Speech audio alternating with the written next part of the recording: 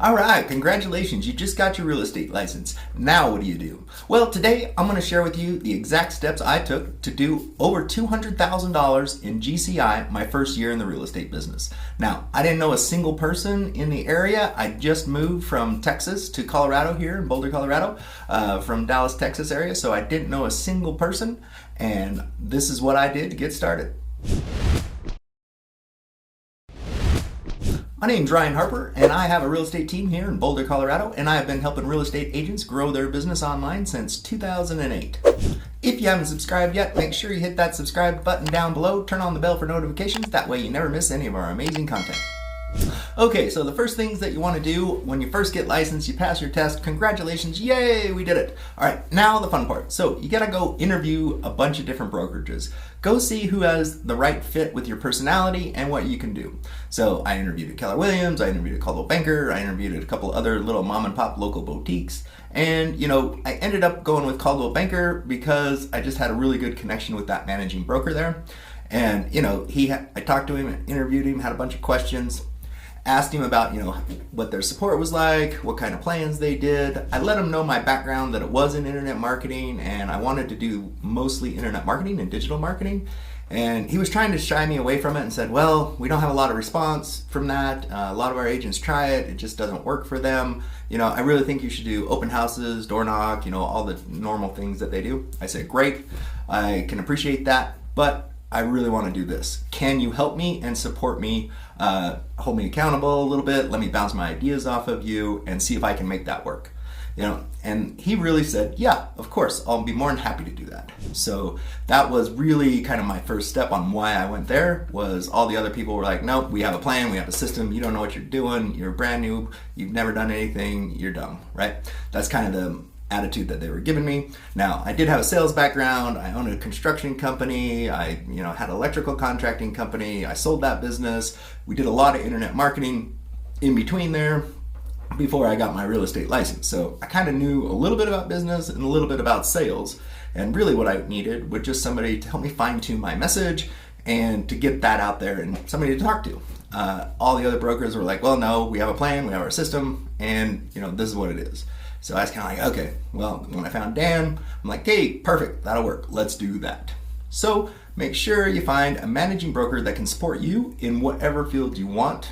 Whether you're going to do the door knocking, the cold calling, the scripts, you're going to do some internet marketing, you're going to do some videos, social media, whatever you're going to do, you want them to be able to have the skill set, I guess, to support you and help you achieve your goals. And if there's anything that's holding you back, to be able to kind of nudge you forward in that right direction, no matter what you're going to try to do to generate leads in business, because that's the number one thing you need to do is really just open your mouth and talk to people and let them know you're in the real estate business and how you can help them. And that leads to my second part right here. So I don't know if you can see this on my wall back here. Let's see, can you see me? Maybe we'll zoom into that, maybe we can see it. But anyway, there's a little ball right there that starts dropping in the pond. Everything starts with a little ripple, all of a sudden it gets momentum, and then you have a breakthrough.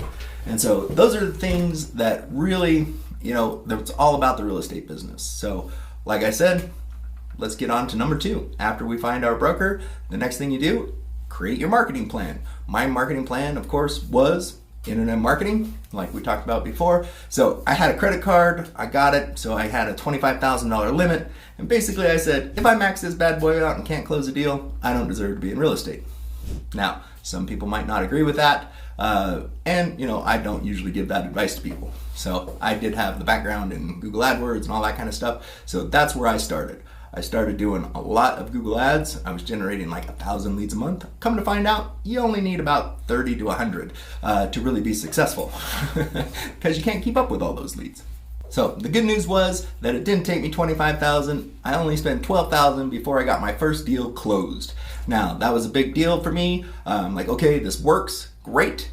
And, I had about 7 or 8 people in the pipeline that I was already working with, getting ready for sellers to list their house. So out of that $12,000, I generated a lot of activity, a lot of leads, and a lot of people I was talking to, and that were going to lead into more closed business throughout the year. So that was a good sign. And really, nowadays, it takes about $600 to $800 in order for me to generate a deal to close that business, right? So now that we have that pipeline, we have that continuous flow, people just keep compounding on themselves, and we keep in touch with them, right? So after you generate a lead, following up with that lead is the third biggest thing that you can do when just getting ready in the real estate business, okay? So what do I mean by that? Well, social media is great, email's great, text is great, YouTube's great, all those things are great.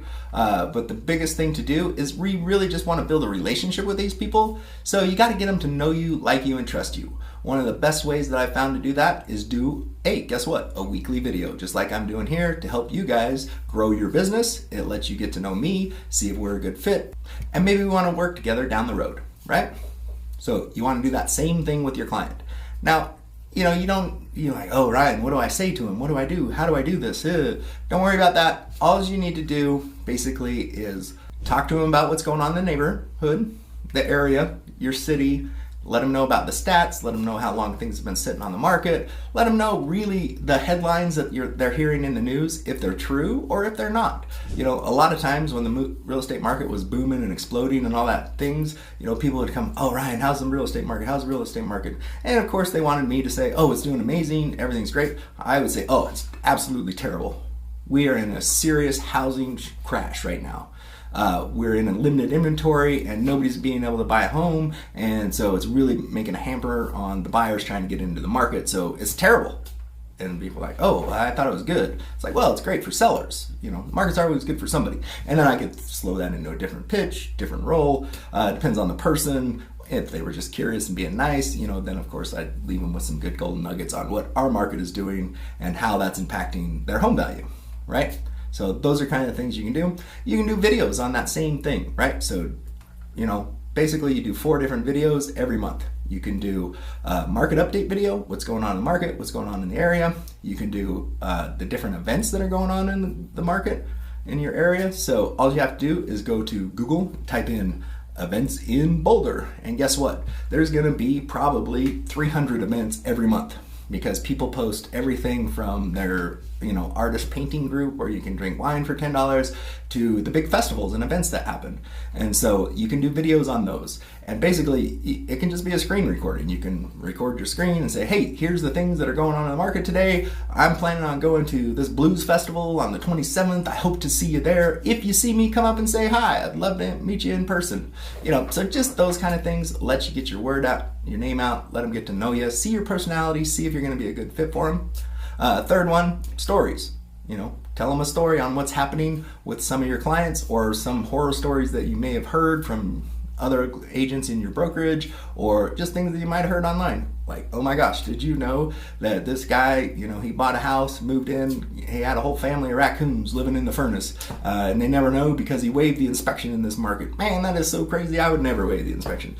Stuff like that. So do those little 3, 5, 10-minute videos on what's going on in the market, what's going on in the area, some anecdotal little story that helps solve a problem in real estate, like getting, a home inspection, things like that.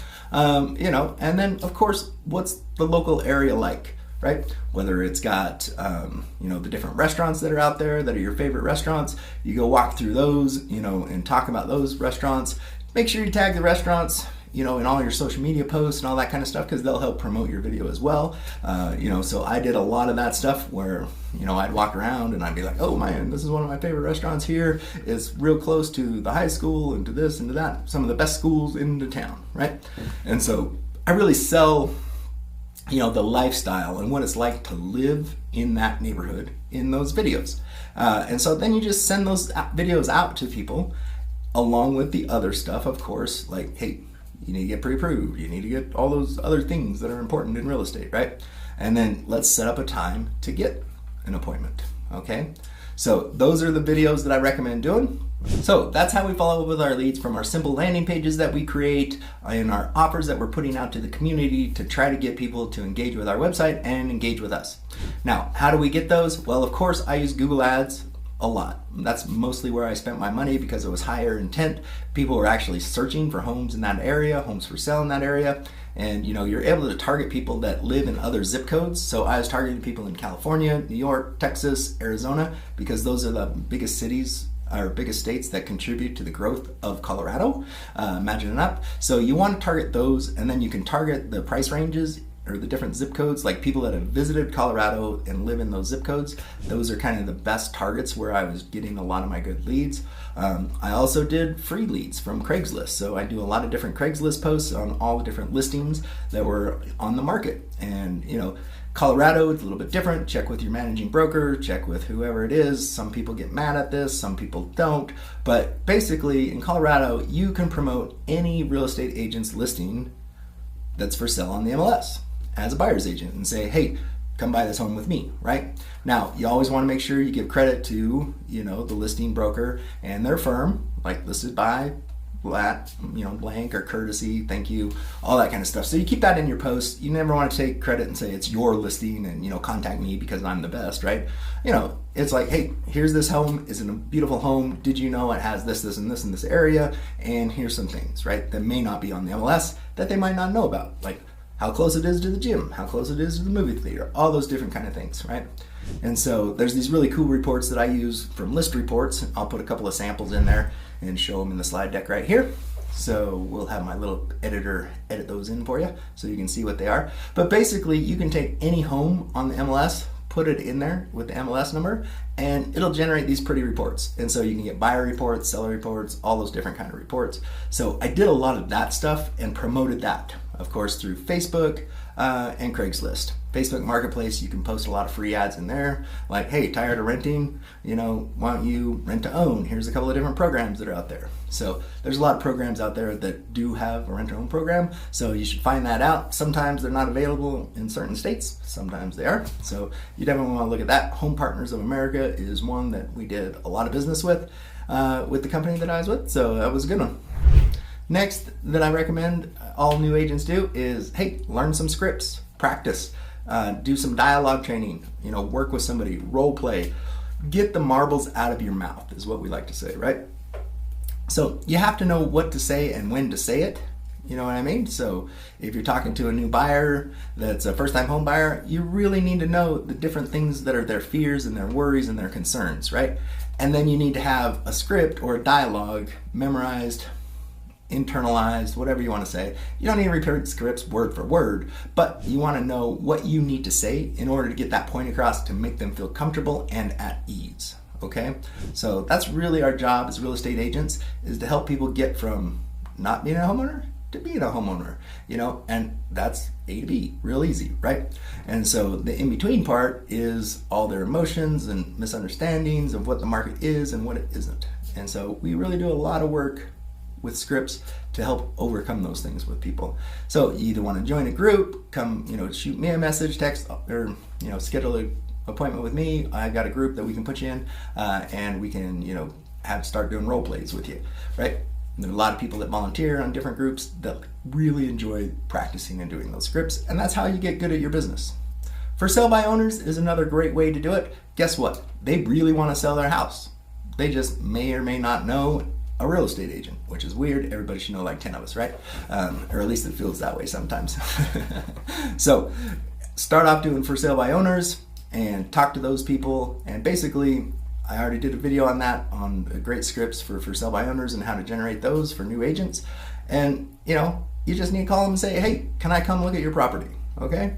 Once you're in, you be their friend, right? You show them some things that they might not know. You give them a seller property disclosure, maybe you give them some market updates, different things like that, and then you just ask them, hey, how long are you going to try to sell this on your own? Right? Point blank. They're going to say, oh, 2, 3, 6 months. Great. Is it all right if I follow up with you? You know, I'd really love the opportunity to maybe help you get this thing sold if it's right for you. That's all you have to. And so the more you talk to people, guess what? The more business you're going to get. You know, you can't be one of those secret agents that, oh, I got my license, but nobody knows that you're a real estate agent, not even your mom and dad. And so, you know, when your aunt uses somebody else, it really hurts your feelings. You don't want to do that. So that leads to my last section, right? Sphere of influence. Now, I moved here from out of state, didn't know a single person, so I didn't really have a sphere of influence, but guess what? You can build a sphere of influence. You can join networking groups, you can join, you know, neighborhood groups, you can network online to the different neighborhood and blogs and Facebook groups, you know, living in Longmont or, you know, single moms or single dads or whatever groups there are.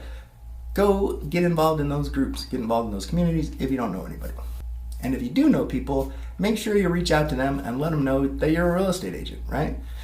And the script is simple. I got this from 7 Levels, I think, Michael Mayer. Great book. Everybody should read that. Even though I am a total 100% online marketer, and that's where 95% of my business comes from, I still believe in sphere of influence past clients, if you got them, right? And so now that I've got my sphere of influence built up over the years, I've got some past clients, we're getting a lot of referrals from that. And it's really because we're staying in front of them, we're helpful for them, and they enjoyed us, when we were selling them a house. So that's what you need to keep doing. But the script basically for new people and friends and family is you just call them up and say, hey, Aunt Sally, I don't know if you know this or not yet, but I just got my real estate license. I was wondering, do you have a real estate agent that you refer your friends and family to? And just wait, right? And if they say no, say, oh great, I would love to be that person. Now I understand you might have some skeptics because I just got my license, but I'd love to take 5 minutes, 10 minutes, sit down with you and just kind of show you what I'm doing in the team or the agency or the brokerage that I partnered with and how they can help make sure that, I take care of your clients, right? And so you just want to set these appointments and set these meetings. And the more meetings and appointments you have, the more people you're going to get out, the more people that are going to learn that you are an expert in the area because you've memorized your stats. I've done another video on that. I'll put that link down below on, what does it really mean to know your market?